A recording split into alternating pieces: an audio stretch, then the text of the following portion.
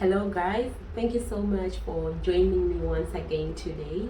I am Tarie. Most of you know me. I'm seeing the subscriptions as they are coming in, the views. Thank you so much for the beautiful comments that you leave in the comment section all the time that I upload a video. Guys, today I've got flu, so please don't mind my voice. I was so keen on posting this video because a lot of people ask how we stick our fresh cream cakes without smudging.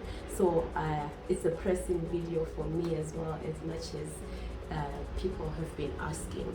So in this video I'm going to demonstrate how to stick fresh cream cakes without smudging them. Ideally, when you're staking a two-tier cake going upwards, you need to hold the cake and then you place it on top of the other. But with fresh cream, you cannot touch the cake that you want to stake, because the moment you touch, that's when you smudge your cake. So we had to figure out a way of staking without smudging the cakes and getting a close to perfect result. So maybe another thing to highlight is also the structure. Fresh cream is quite fragile, so you need to work on the structure of the cake. You do this by using a separator board on the top tier and also doweling your cakes. So it's critical that you dowel your cakes, and then I always finish off with a central dowel to secure the two cakes. You don't want to have the cake moving maybe after hitting cold or something. So the dowel helps me to secure this cake. So guys, before we go to the kitchen, if you haven't subscribed to our channel, please subscribe and also turn on the notifications button so that each and every time that we upload a video, you are notified. Please do not forget to subscribe. Thank you very much. Let's go to where it happens, to the kitchen. This is what we're going to need for this video. We've got some dowels for the cake structure, a kitchen scissors, a wide knife, some spheres, a framed picture. I framed that using fondant, and the picture I printed it on edible wafer paper. So we also have a 6 inches cake and an 8 inches cake. I've put the 6 inches cake on top of a tin so that it's on a higher platform compared to the 8 inches one. The 8 inches for this video, I'm not using a turning table, because when you're staking fresh cream cakes, you need to do it on a level and stable surface. So I will start off by cutting off my dowels.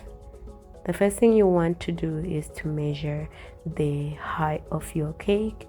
That should be the height for your dowels.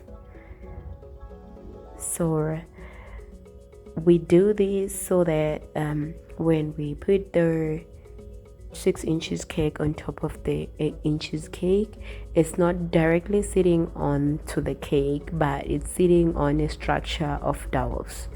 If you do not dowel your cake, you end up with a slanting cake because maybe the top tier is exerting so much pressure on the bottom tier. So it's important to dowel your cake. So my 6 inches cake is on a 6 inches separator board. You cannot see it because you are not supposed to see a separator board. So what happens is the top tier is not supposed to exert pressure onto the bottom tier. So the weight of the top tier is transferred onto the dowels in the bigger cake, and then the pressure is transferred from the dowels to the board that the bigger cake is sitting on. So cakes should never exert their weight on the cakes that are below them. That is the principle of doweling. So I'm continuing with cutting my dowels. They have to be the same height. This is why I am using the first dowel to mark the next dowel. If you noticed, After cutting my first dowel, I put it back into the cake again so that I can be certain and be sure that I got the correct height. So the first dowel is the one that determines the height of the other dowels, so it's important to get the height correct for the first dowel. Just in case you're wondering how I made these cakes, I wanted to go for a fold line design. The owner of the cake had requested that we put text written SG right around the cake, and the cake has to be white because the person is a white garment church member. So the cake had to be white and it had to have SG text right around the cake.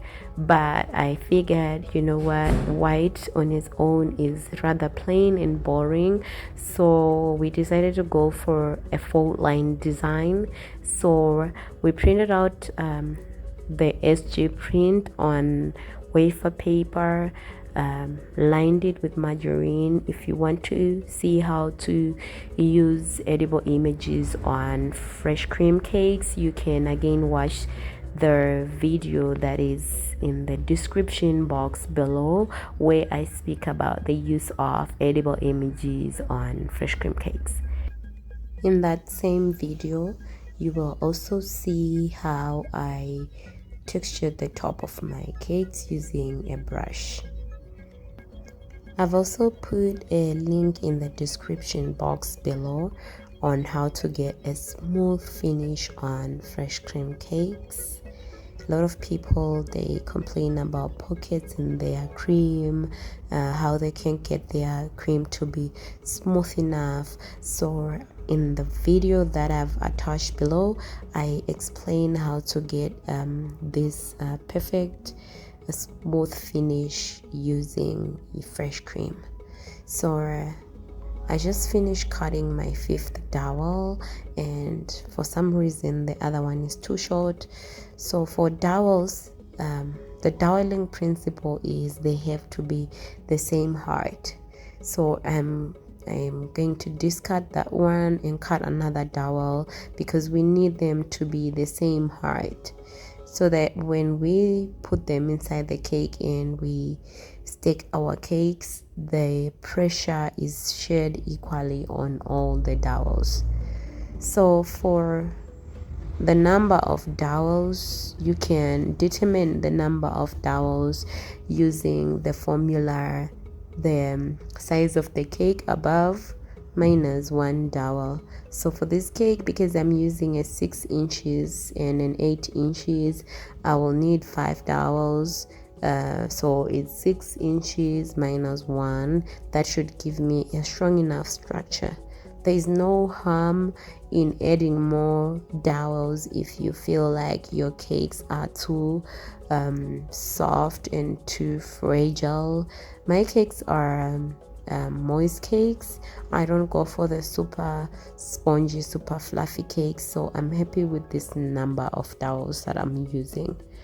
So I'm pressing the dowels further in using that dowel offcut, so that the dowel go all the way into the cake. The next thing I want to do is to cut my central dowel. So to determine the height of the central dowel, I will just roughly gauge using the height of my 2 cakes. The reason why I put a central dowel is so that you can secure the 2 cakes together, so that when you're transporting the cake, there's no chance that the top one is going to move. And then the other reason is when I'm now staking the cakes, I need something to hold on to. So this is why I always go for the central dowel. And then using my knife, I'm going to push it underneath my cake at least halfway through, so that it's stable enough so that I have all the weight of the cake onto the knife. So I'm slightly moving the cake as I try to push the knife further in, so that I I disattached the cake from the board that it's sitting on. So underneath this cake there is a separator board. The force that I'm using to push the knife underneath is actually going onto the separator board and not onto the cake. So I'm carefully lifting the cake from that board. I feel like I need to hit the towel again so that it slightly penetrates the separator board. And I'm carefully lifting the cake, the top tire, onto the 8 inches cake and carefully removing the knife. So this is it, guys. I might have slightly missed the central position to put this cake because of the camera position. So if you are going to be staking your cakes, you need to be right in front of your cake. You gauge the distance to your left and to your right, at the front and the back, so that you don't misalign the cake. Now that I have hit the central dowel all the way into the cake, I'm going to finish off by pushing it down using that dowel offcut. So this is it, guys. So for that slight gap, you can always pipe your cake to fill that gap.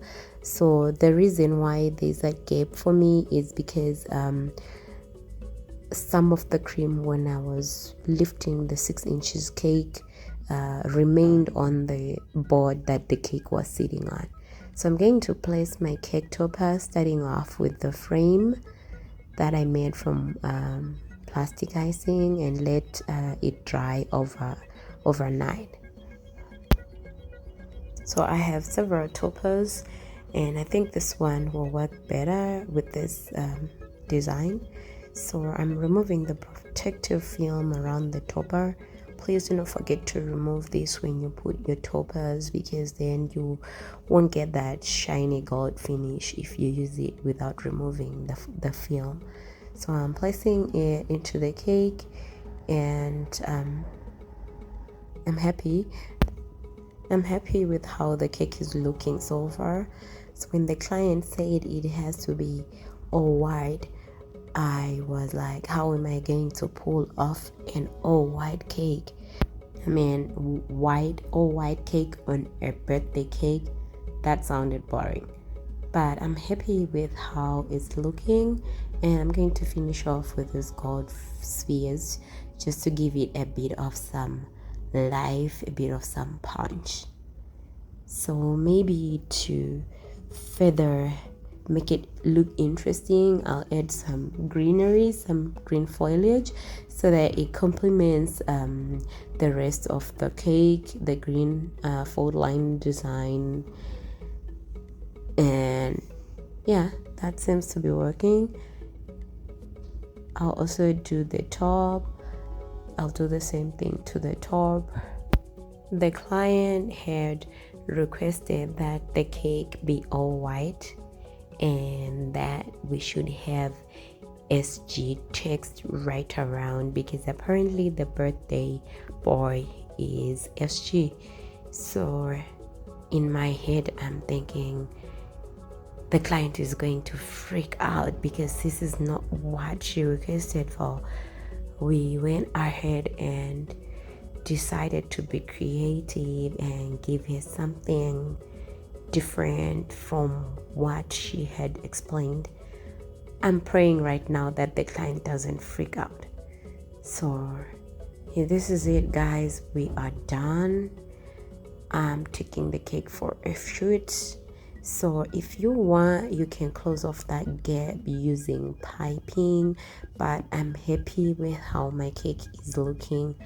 I don't want to pipe anything, and I've already used all of my cream, so I'm going to leave it just like this. Thank you so much for watching this video.